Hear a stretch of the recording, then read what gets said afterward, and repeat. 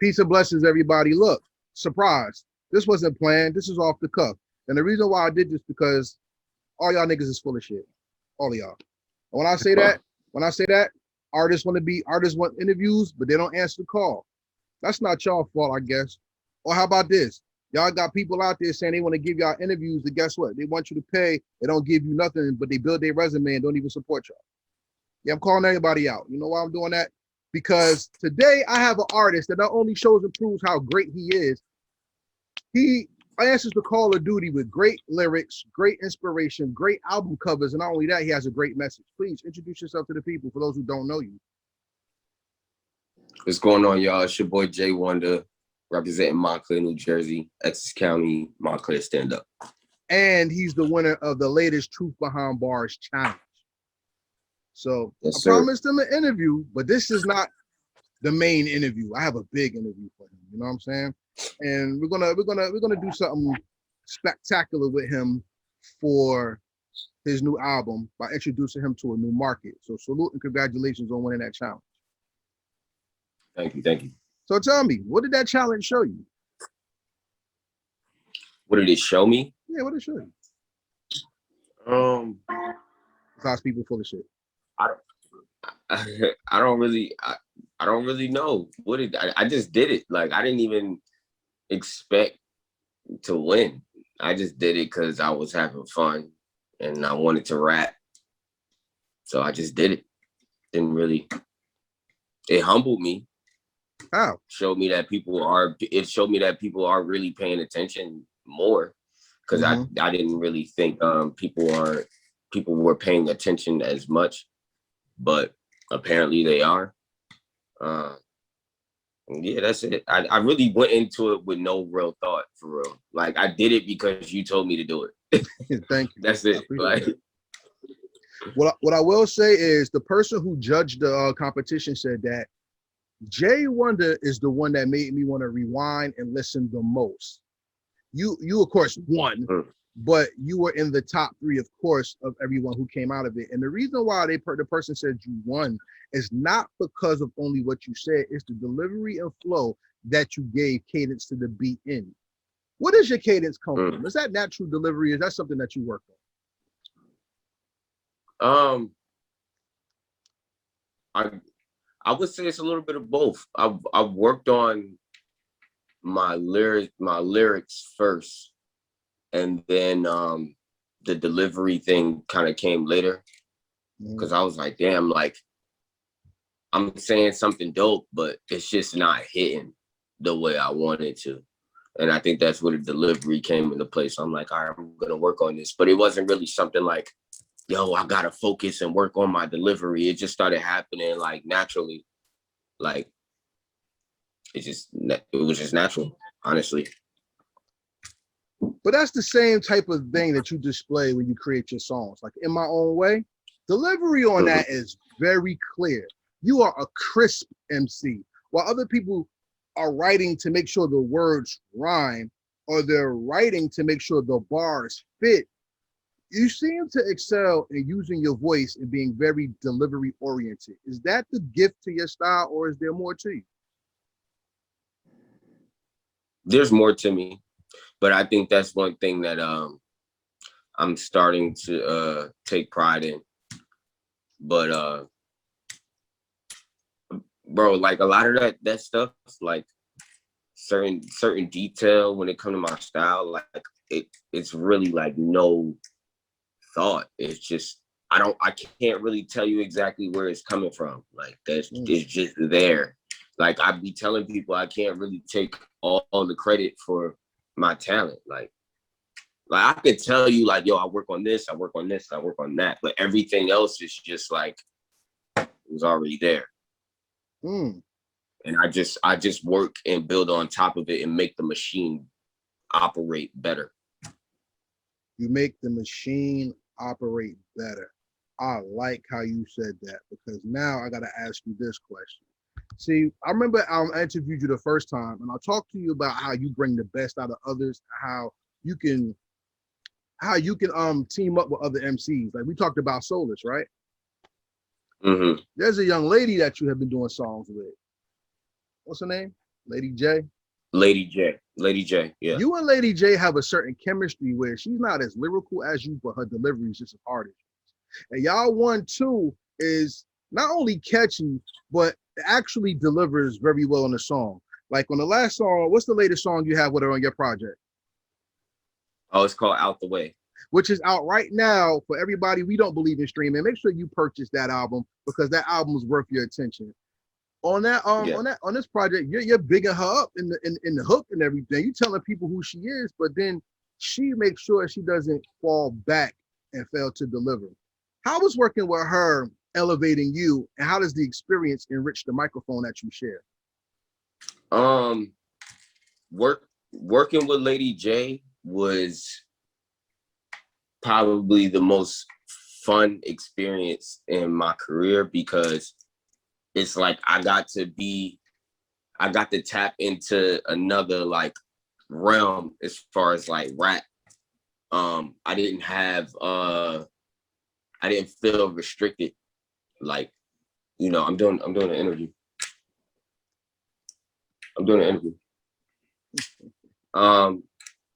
Yeah, I didn't feel restricted. Like she has this thing. Lady J has an album called Avoidance. Okay. And all the on the cover, there's like different versions of her because like she's a Gemini. We both were born in June. We just connect on a whole nother level, like on a brother and sister kind of level. Like, so the music, us working together when it comes to making music, that shit just, it's a given. Like there's no, like when it comes to creativity, there's no like blockage. Like where I feel like she said something and this is a bad idea. When I made that song, I literally made that song specifically for her. Like that song, I literally formatted it on purpose so she could deliver the way she wanted to, but the way I heard it in my head. Like when she got on the song, the way she rapped and everything, I knew she was going to do it because I manifested it in my mind. I was like, yo, this is what I want. And I know she's going to deliver that because she's a genius. She's a genius. She didn't have to get on there and say a whole bunch of metaphors and shit like that and make people be like, oh, wow, this is like, oh, she said this. It's just how it felt, how she delivered it. She was talking Mackie. She was talking real saucy on there, but it was just like, it was how she did it, was her presence. Now I got on there, I did my thing, my verse was dope, but I like, personally, I like her verse better. I feel like her verse is better than mine. So like but I set it up that way because that's what I wanted. That's how I painted it out. Like I literally set up the track for her to stand out. So now you're coming into OG status when it comes to creativity, because now you're conducting the train instead of laying down just the track for people to follow. Exactly. So I remember the talk that we had on IG Live when you talked about giving your all and having experiences and things like that. I want to ask you this. Part of your maturation and growth is not only finding out the man you are, but it's redefining the creator that you are. And I always believe this: if no one calls you a hypocrite as you get older, you never developed or you never matured. Since you're maturing in front of our eyes and you're maturing through your talent as well, what has completing this project done, and who on the project has showed you that your growth not only is an achievement, but it's something that you should celebrate as well? The project, wow. The project has helped me grow. Like it made the growing pains kind of like go away, or help me kind of like go through the process a little bit easier. Because I was struggling before, like making the project, I was struggling like financially, emotionally, mentally, all of that. Like it was just bad, bro. Like everything was just horrible. During the process of making it, but towards the end, like even in the process of making of this, like, of making this project, I wouldn't have sex. I wouldn't lust over anybody, like any woman or anything like that. Like, I had to keep my mind in a certain place because my brain was already out of whack. So I felt like doing that, because when you're mating with someone, you guys are trading energies and shit, and motherfuckers be putting demons in different people and shit like that. So I felt like that would make it worse. So I completely avoided that until the album was completely done. Hold on, cuz I'm doing an interview. Hold on, 2 seconds. So I had to wait until that was completely done. And then once it was done, I felt like a relief. Like, all this shit just completely humbled me, because in my mind I felt like nothing can beat me, nothing can destroy me. Oh, I'm the greatest. Nothing is going to affect me, when I was literally being drained. And I had to humble myself. Like, I had to understand that there is a God, like, and you are part of God. You are not God. So,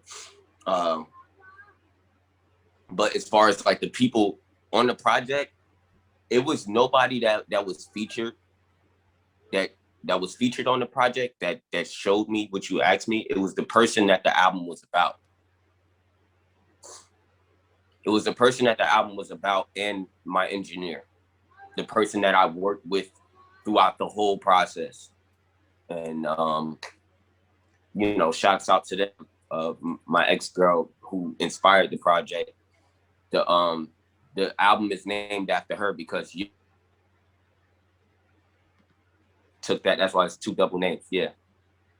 So I named it after her. I respect that, because I hear a lot of the conversations in like Jacquees interlude and her exit and things like that. And those conversations are very ubiquitous. They're deep and they're enlightening at the same time, but they also go to the soul of the creator. But being that this is a quick interview, we're not going to go into my usual question. And everybody, if y'all want to see that, and we're going to invite J.1.DA back, and you have to tell them that you want to see more of this. You know what I'm saying? Mm-hmm. Song 26, track 11. 26 has been a song that has got a very big following. I mean, people are talking about that online. People are talking about that in the music circles I'm in. They said song 26 is the best song on the track. Yeah, it's almost as big as it's like literally becoming almost as big as In My Own Way, man. So like, and In My Own Way is like, that was the first single. That was the first song. And it's kind of hard for me to really get anything above that at this point. But that song is like, it's like kind of like neck and neck right now, especially streaming wise too. So it's like, I don't know, man. I know it was it's a conglomerate. It's a bunch of MCs who get together and do great work. Yeah. Tell me, but before we go there, because I want to give that song a lot of time to breathe. I have a question from a person who's a J.1.DA fan. Shout out to Jayla. Jayla was good. And Empire Music Family. What is that? Empire Business Family. Business Family. EBF. Okay. EBF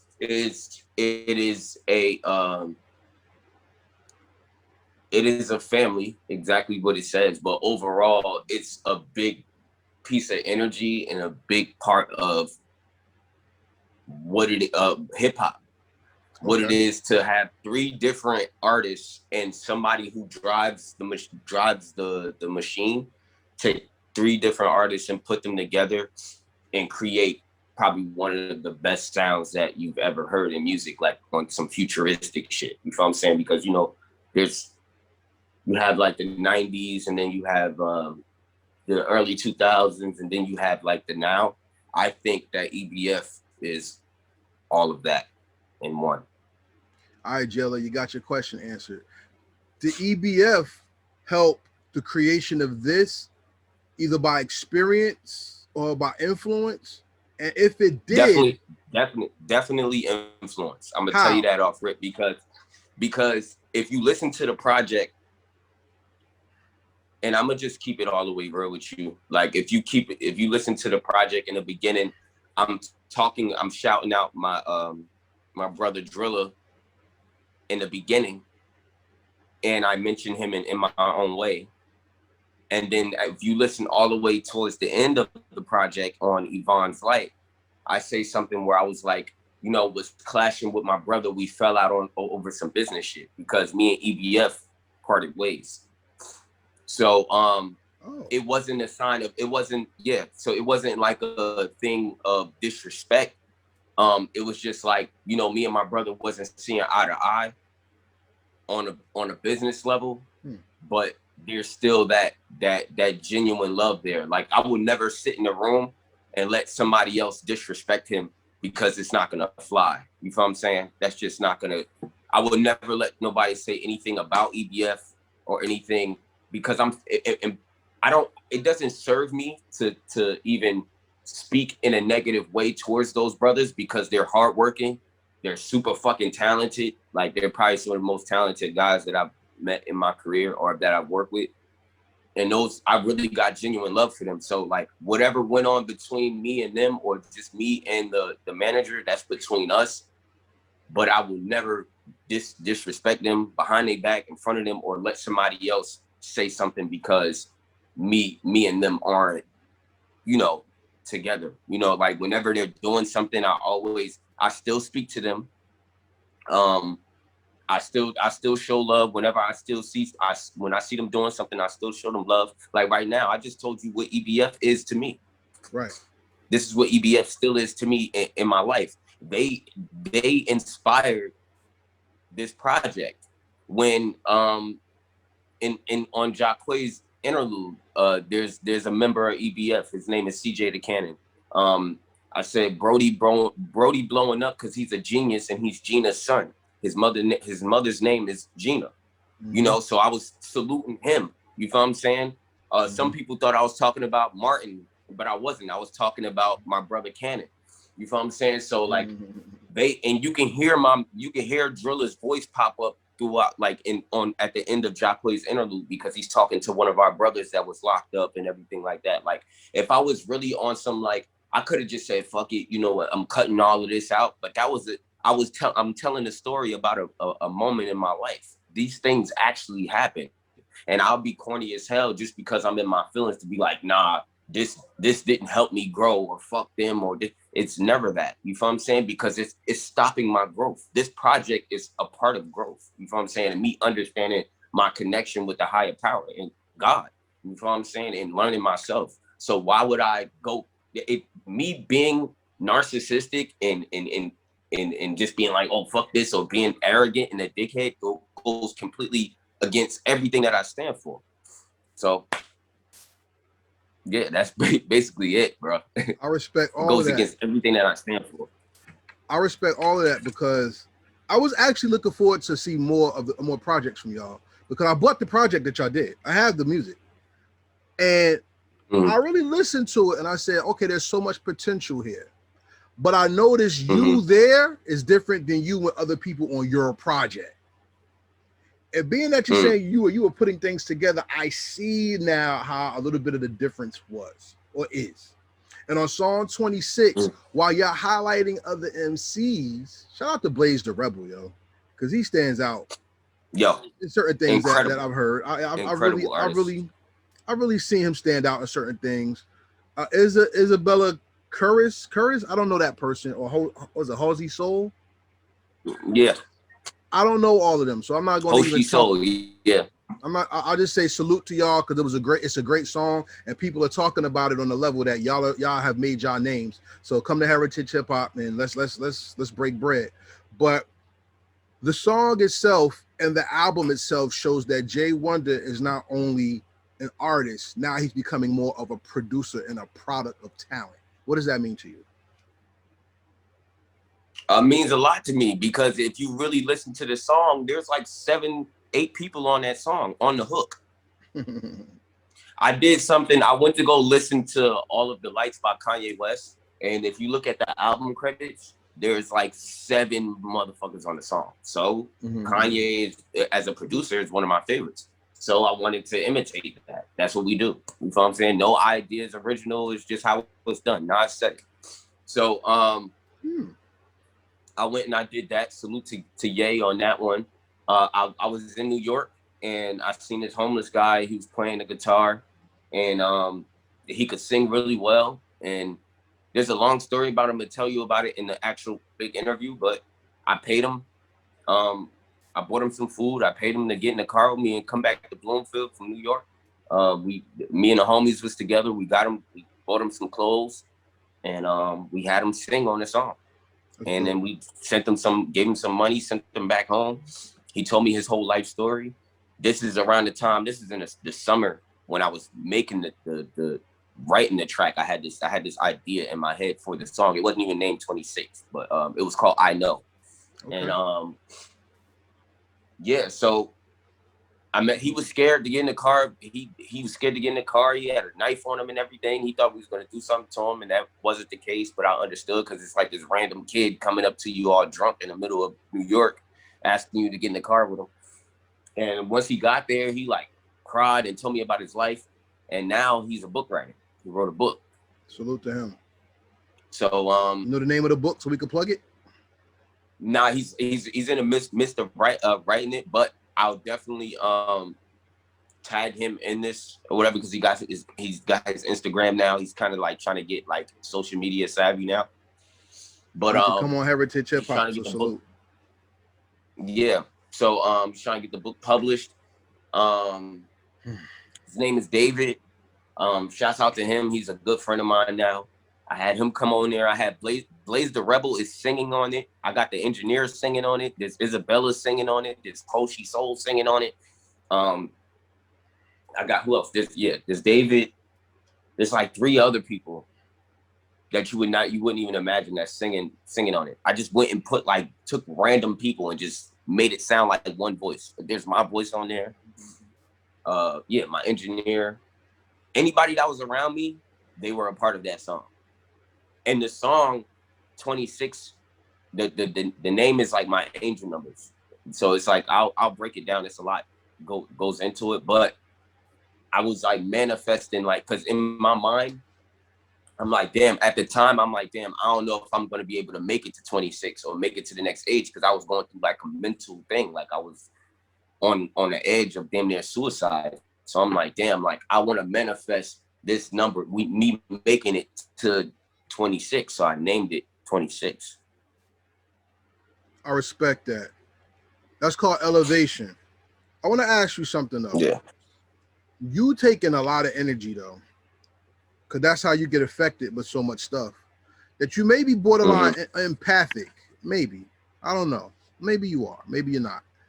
But what I will say is this. What's the strongest energy you feel? And how do you either accept it or combat it so it doesn't take you over? The strongest energy I feel? And how do you combat it or let it take, or how do you take it in without letting it destroy you? The strongest energy I felt was love.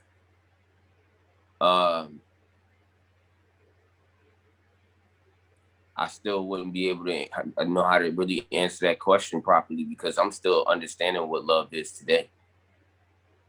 Stop right there. Stop right there. Let's build on that for a second. I like how you said that. What do you think love is? How do you interpret love?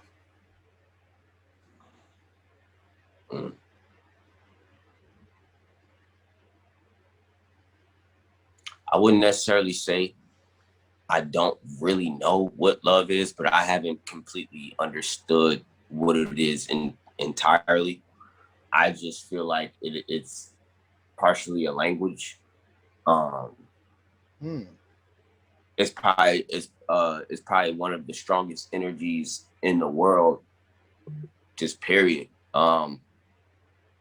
Something that makes you feel high and something that makes you feel low. Happy, it makes you feel happiness and pain. Love is a bunch of things, but I'm not really sure if we all know, even the people that came before me really know what it really is, because everybody has their own definition of what it is. I would love for you to read a book. It's called Finding Your Love Language. Because love is a language. And the interpretation of Yeah. love depends on the person that you're giving it to. You have Right. experienced love before. I don't Mm-hmm. know what degree or measure of love that you're looking for to define. Let me tell you this. When you're in the booth, do you feel like you're in another place? Absolutely. Sometimes, yeah, I do. That's love. That's love right there. But that's a lot. That's not a love you can explain. It's a love that you had to feel and somebody had to experience with you. So love could be a feeling. It could be an experience. It could be the. It could be the expression. And the hardest thing about Mhm. love is finding someone to share that with, because that's when you become in love. Because Yeah.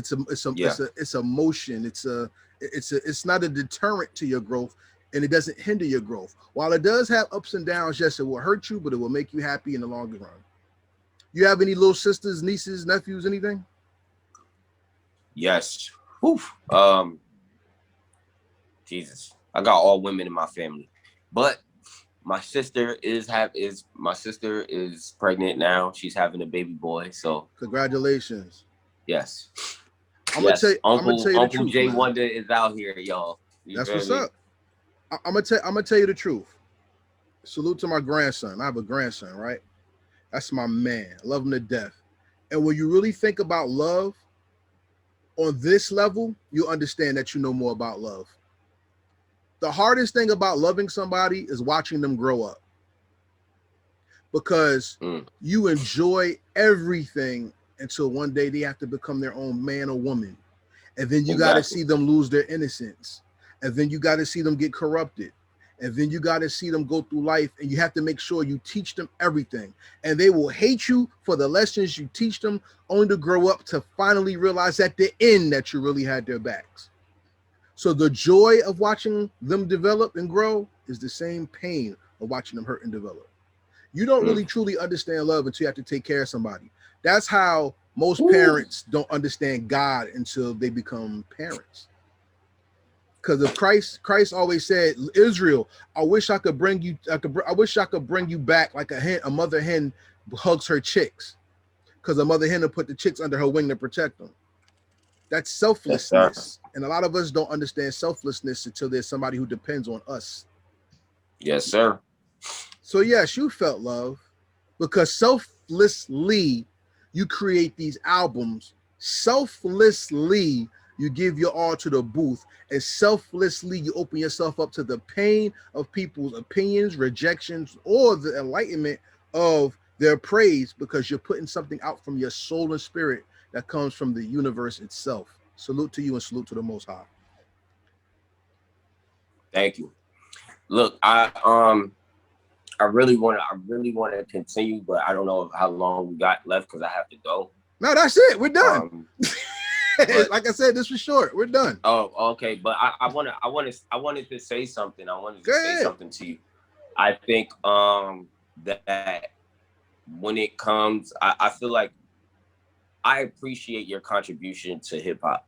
Thank you. Like I feel like you have a lot to offer, and there's still more that you have to learn about us all because artists have so much to say, and you're one of the guys, one of the leaders that help us get our message across when people don't really understand us. You feel me? So this thank you is I'm gonna say thank you for all the artists if they don't know how to even come up to you to say it or whatever. I'm just gonna say thank you from all the artists across the world or just in this community, whatever.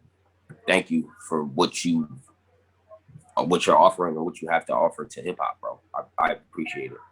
May the Most High get the glory, and that's what it's all about. So everybody out there, listen to this young man. What's your social media? And tell them the name of the album again so they can go get it. The album is called Young You.N.G. You and God. It's out on all streaming platforms. My Instagram is underscore J the number 1 DA. Destined to Achieve on Twitter. And J.1.DA on all social media platforms, even TikTok, even though I don't really use TikTok as much. It's not really my steez, but yes, I'm on all platforms, man. And Heritage Hip Hop does not believe in streaming. So if you stream it and you like it, make sure you buy it, because we want this young man not only to represent the culture, but represent you. And we're more than music. So we want to celebrate God, him, and the creation and the inspiration he's going to give to somebody else. So thank you for this interview. I appreciate you, bro. You already know. I have a surprise to send you. Yeah. I wanted to show you on this computer, but I don't have it on this computer. But I'm gonna send you a sneak preview to something to your phone. So, I'm gonna send it to your IG, and when you see it, you can post it if you want. But I really want you to see it and know what it is. So tonight, you get a surprise from me. All right. So before we go, once again, no doubt. Once again, thank you. And now the next Truth Behind Bars challenge is all ladies. No ladies came out but one. Shout out to Hot Chip. So everybody else, all y'all ladies out there that want respect, platforms there. Y'all don't come, don't say shit. I don't want to hear nothing. You know what I'm saying? Definitely pull up. That's it. All right, J.1.DA, I appreciate you, brother. May the Most High bless you. All right. Same to you, brother. Peace, man. And we out.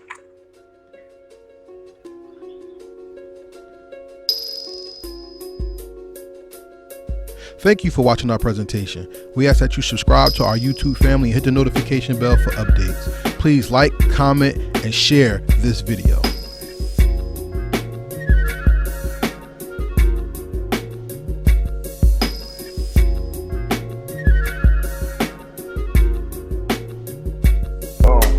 Real hip hop. Real hip hop. We here.